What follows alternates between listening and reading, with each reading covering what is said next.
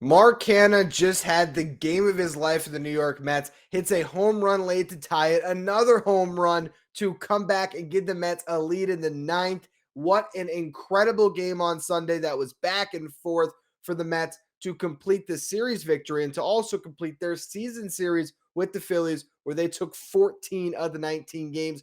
On the show today, I'll recap everything we saw this weekend. I'll talk about the Mets bats waking up. I'll talk about Trevor Williams and his impressive start and his continued scoreless inning streak. So much to discuss on this edition of Locked On Mets.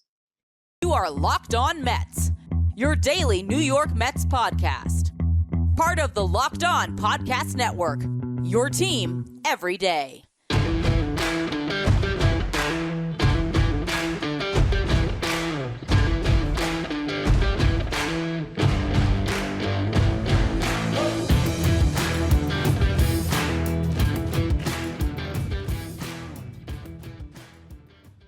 Hello to all you amazing Mets fans. You're watching Locked On Mets, part of the Locked On Podcast Network, your team every day. I'm your host, Ryan Finkelstein. If you want to find any of my work, follow me on Twitter at FinkelsteinRyan. You can also find some of my writing at justbaseball.com, where I work as the managing editor. Now, we got to spend the first segment just focusing in on the most recent game because the Mets had another great opportunity here to win a series against a division rival and to close out their season series strong against a Phillies team that they've owned this year. But they went into this game with some long odds because Jose Butto was taking the ball for the Mets. I talked about this on Friday's show that we could see him, top prospect in the Mets system, one of their best pitching prospects, but a guy that really wasn't ready for the big leagues. He was tasked into action because Taijuan Walker couldn't go, still dealing with that bulging disc in his back. Earliest we see him is Tuesday against the Yankees if Buck Showalter wants to split up his aces and have Scherzer go on Monday and have DeGrom start off the next series.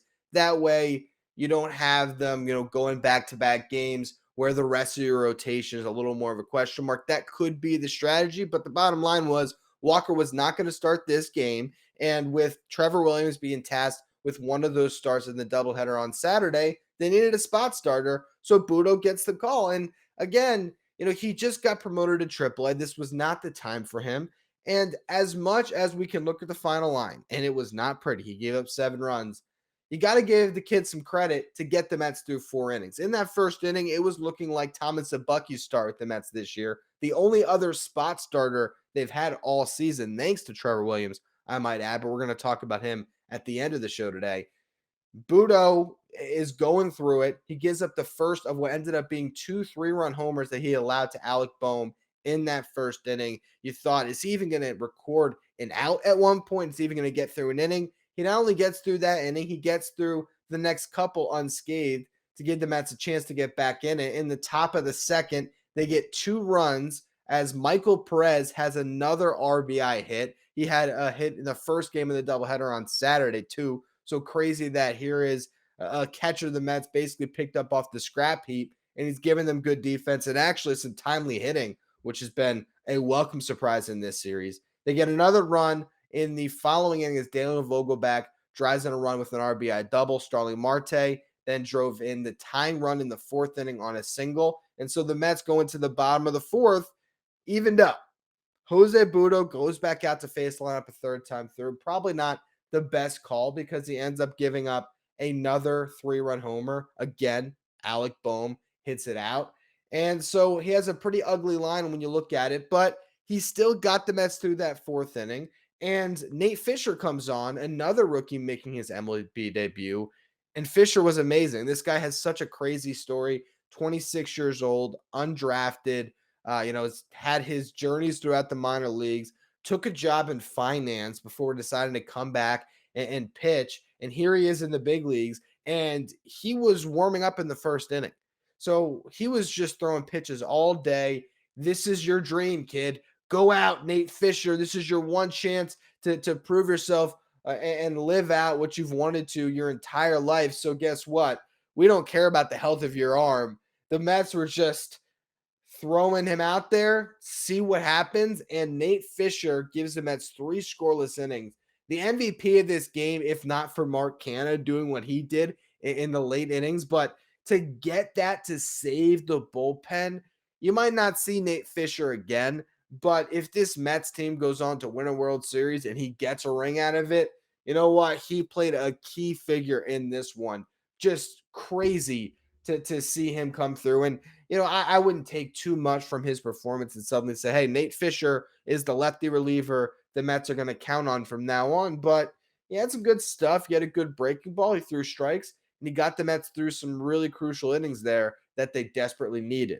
But you get to this point. He also pitched through a rain delay, I should also add. So that was another layer of difficulty that was thrown in for Fisher.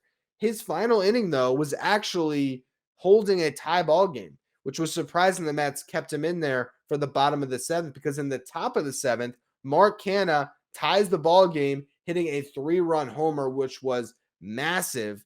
Canha has really started to come on as of late. Tyler Naquin struggling. You're seeing Canha get more everyday playing time again, and he's really thriving. The Mets get through that seventh inning tie, but then Trevor May ends up giving up a homer himself in the bottom of the eighth. So suddenly the Mets are once again at a deficit. But what does this team do? They fight back time and again. And Mark Canha just put together the game that he'll be remembered for this season. There's no doubt about it. First, Jeff McNeil leads things off. McNeil, by the way, had an unbelievable series. Defensively, so many plays he made laying out. There was the one play where it was, I think, bases loaded, and there was a flare that he made an all extension diving catch to grab. That was in game 2 of the doubleheader on Saturday. Made a diving catch in the field today. Had some crazy double play turns. Was just all over the place at second base defensively and offensively. I mean, we're going to do a deep dive on him at some point this week. He's really making a push for a batting title, if not for Paul Goldschmidt being the hottest hitter on the planet for an entire season and really not going through any slumps. This would maybe be a little bit more of a competition, but McNeil is really in the mix. He's hitting well over 400 over his last 20 plus games, and he's hit safely in 22 of his last 24 games played. He went 8 for 18 this series, and he went 3 for 5 on Sunday, collecting 2 doubles, the second of which came to lead off the ninth. It seemed like all series he was just ripping line drives into the right field corner, had another one there. That put a runner on for Mark Canha. Canha goes through another great at bat, ends up hitting a home run. This all came, of course, against David Robertson, the closer of the Phillies now, who the Mets could have had at the deadline and really missed that opportunity. Now they at least put some damage on him. He had been perfect up to that point as far as scoreless appearances for the Phillies. Canha dings him with the 2-run homer. That was huge. You see Mark does a crazy bat flip. He holds his arms in the air when he's around the bases. Just an awesome moment for him. Brandon Nimmo ends up going deep as well. So that gave the Mets an extra insurance run that they ultimately needed. They get to 10 runs on the game. Then Edwin Diaz comes on, and you think, all right, 1, 2, 3. This will be so easy. Back end of that Phillies lineup. And look, Edwin has not pitched much because there hasn't been the save opportunities. So he was rusty. Gives up 2 hits. The Phillies were ambushing, swinging on the first pitch. Then 2 deep fly balls, both of them, moving runners up. The second one obviously being a sac fly that gets the Phillies within 1. Really dangerous spot. There's a really long at bat against Gene Segura, who hit a big home run to put the Phillies up. He hit that homer off Trevor May. So obviously you had to be careful with him. He ends up walking Segura, but ultimately gets a strikeout to notch another save, and this Mets team just survives. The Braves lost on Sunday, so now they move back to 4 games up in this division. A 2-game set now against the Yankees, a day off, then 4 against the Rockies, and then after that, another series at home. I'm drawing a blank on who they play after Colorado, but this is a really critical time for this Mets. I think it's the Dodgers after the Rockies, but that's at home. So you're at this point here where the Mets had to get through this next week and change against a couple more good teams than the Yankees and the Dodgers, but they're getting to that soft part of their schedule, and they just cleared that big divisional hurdle. What they've done now, if you look at their season series against the Phillies, as I already mentioned, 14 of 19 games they won. And if you expand it out and you look at their remaining schedule against the NL East. They have a 3-game set against Washington at home, a 3-gamer in Miami, a 2-gamer against Miami at home. They have 3 in Atlanta at the end of September into October that could very well decide the division, and then 3 at home to close the season against Washington. And they've only lost 1 series the entire year against an NL East team. That series they just lost to the Braves. Their divisional record when it comes to series is 14 series wins, 1 loss, 2 ties. They actually make that 15 now with this victory. So just incredible. That is how you win a division, and this Mets team can keep rolling from here. I want to talk about how the offense really exploded this weekend. We're going to get to that in just a minute here. But first, betonline.net is the fastest and easiest way to check in on all your betting needs. Find out all your favorite sports and events at the #1 online source for odds, lines, and games. You can find reviews and news for every league, including Major League Baseball, NFL, NBA, NHL, combat sports, esports, and even golf. BetOnline continues to be the top online resource for all of your sports wagering information, from live in-game betting to scores and podcasts. They have you covered. So head to BetOnline today or use your mobile device to learn more about the action happening today. BetOnline, where the game starts. Now, the New York Mets got this series off with a couple of victories, and the offense really carried the day. Game 1 on Friday night, Chris Bassett on the hill. The Mets got a quality start from him, and early in the game, it was all Pete Alonso. Gets an RBI's fielder's choice in the first. Then he hit a 2-run homer in the third. That was his 30th of the season. Put him at 102 RBIs with that homer. Jeff McNeil also got an RBI hit in the third.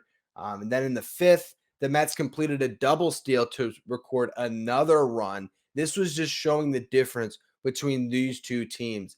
The Mets able to pull it off. Lindor steals second. Starling Marte breaks for the plate. Phillies are caught in between. They're late on returning that throw home. Marte dives in safely.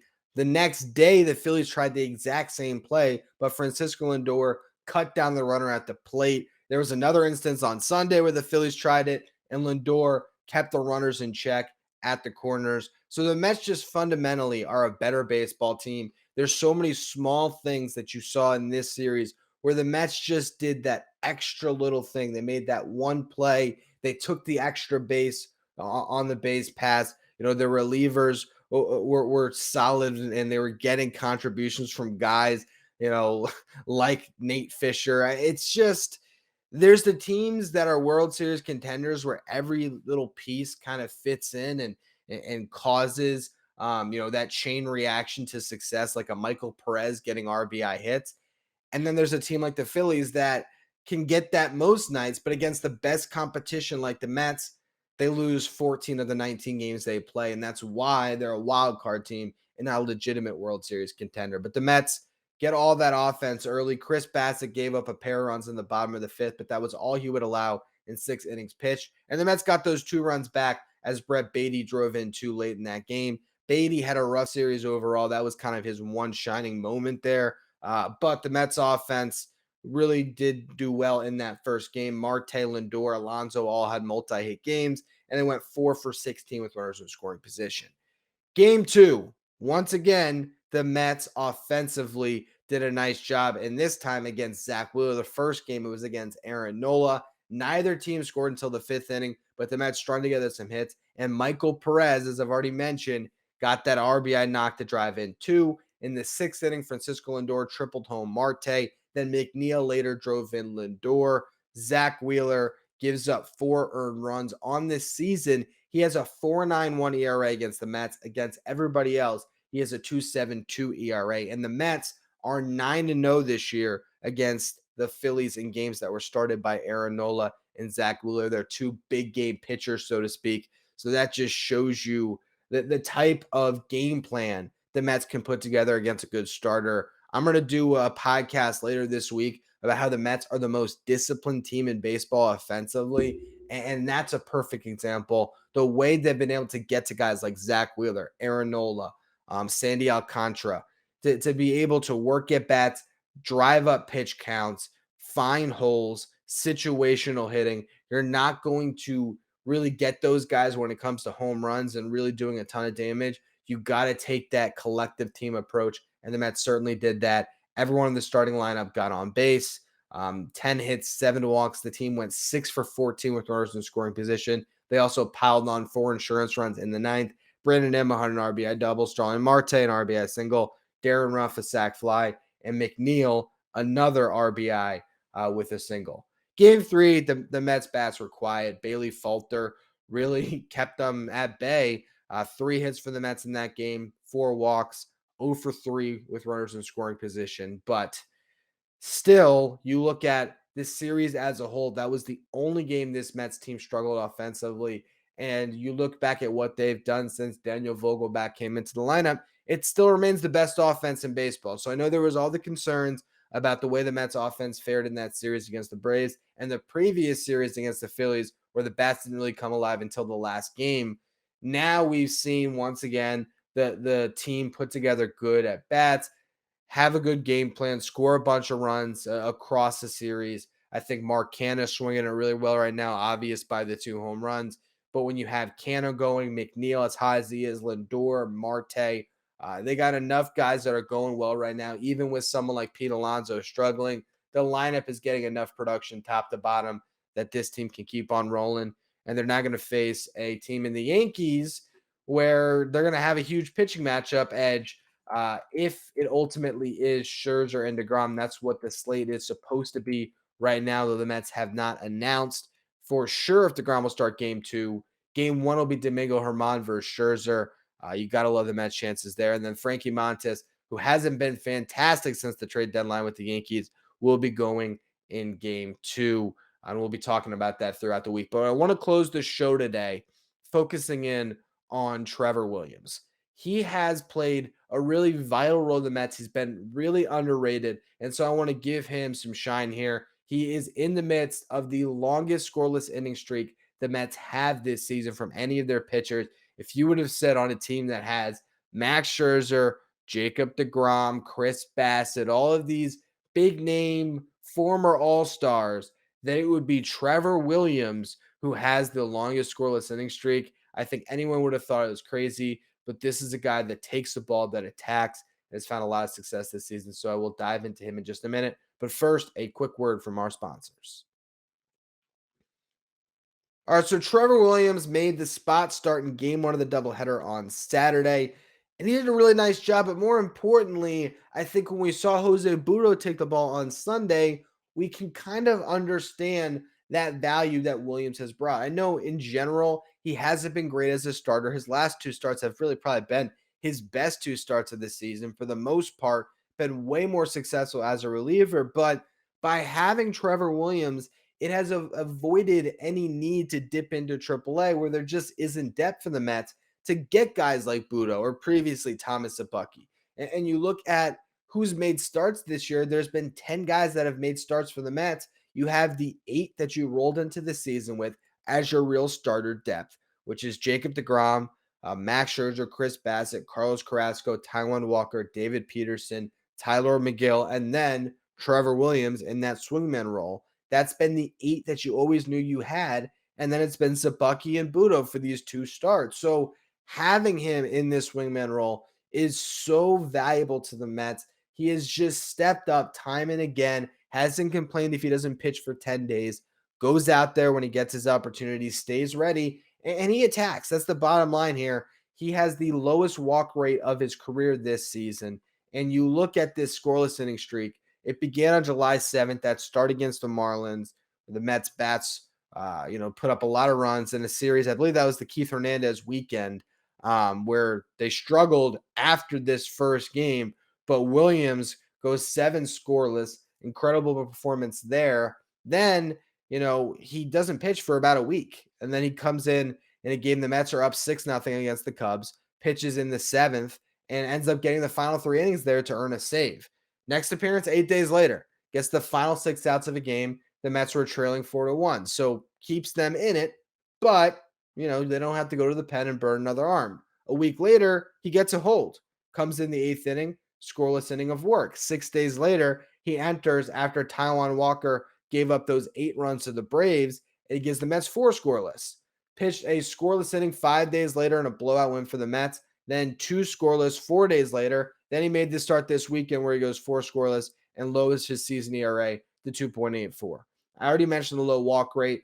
The run value on his fastball is absolutely fascinating. Run value, I've talked about in the past, is a way that you can kind of understand how effective a pitch has been. It takes the outcome that you get on the pitch. So let's just say bases loaded, Trevor Williams goes to the fastball with 1 out and he gets a double play ball. The run value is going to go up, or he's going to save runs on that pitch because you take the expected runs based on that situation, which 1 out, bases loaded, the other team's expected to score. The double play ball happens off the fastball, and that gives you that net result in the run value, the runs that he saved by using that pitch. That's kind of the simplest way to understand what run value is. But the basic of it is it's explaining how many runs a pitcher has either saved or given up on a pitch. So this year, the run value on his fastball is minus 15. He saved 15 runs, so to speak, by the effectiveness of his fastball. Do you know that Trevor Williams, based on this metric, has the third best fastball in baseball at a time where guys are maintaining velocity at 97, 98 plus for an entire start, where you have relief pitchers who have 102 or 103 in the tank, when the game is getting so alien with the way that these pitchers are able to fire their fastballs, where guys are getting 7.5 feet extension like Bailey Falter is. Here's Trevor Williams, who is just firing 91 with some movement, and he's getting outs nonstop at the pitch. No one's squaring up his fastball. And the only fastballs in baseball that have been better than Trevor Williams this year is Justin Verlander's and Carlos Rodon, two of the most electric starting pitchers in baseball. It doesn't add up. And I think Trevor Williams is the perfect example of just things going right for a team that is in the midst of a magical season, because you look at his expected FIP, his expected ERA, he shouldn't be pitching to a 2.84 ERA this year. Like it's not like his stuff is that incredible that he has rediscovered something and next year he's going to be in a starting rotation pitching to a sub-3 ERA. He's pitching in a lot of low leverage spots, but to have a guy that can just go out there, throw strikes, and can be deployed in multiple roles as a Swiss Army knife for a manager like Buck Showalter, who is really good at kind of understanding how to get through each respective series, has a really good idea of not only how to get through today, but to always think about tomorrow and the next couple of days, to always have a Williams in his back pocket. It has been vital to this Mets team. And it's no reason to put a whole referendum back on that trade, right? The Javi Baez, Pete Crow Armstrong trade. But it does show you the value of a throw-in piece in a trade sometimes if you can get a major leaguer. And that's what Trevor Williams is. He's a major league pitcher. If nothing else, that is what he is. Is he a great starter? No. Is he at best probably a fourth or a fifth starter? Is that like the best season you would get out of Trevor Williams? Is that maybe the expectation? Probably. He's never going to be a frontline starter, I don't think, in his career at this point. But he's going to have a long career, and this season in particular could extend his career even more because he's proving that in a role on a competitive team, he can wear multiple hats and pitch a lot of innings for you, and bring a lot of value. And I think, Ron Darling said it best too. There's something to be said about a pitcher that, doesn't seem to care about their stats, that goes into the game and attacks hitters. And that's what Trevor Williams does.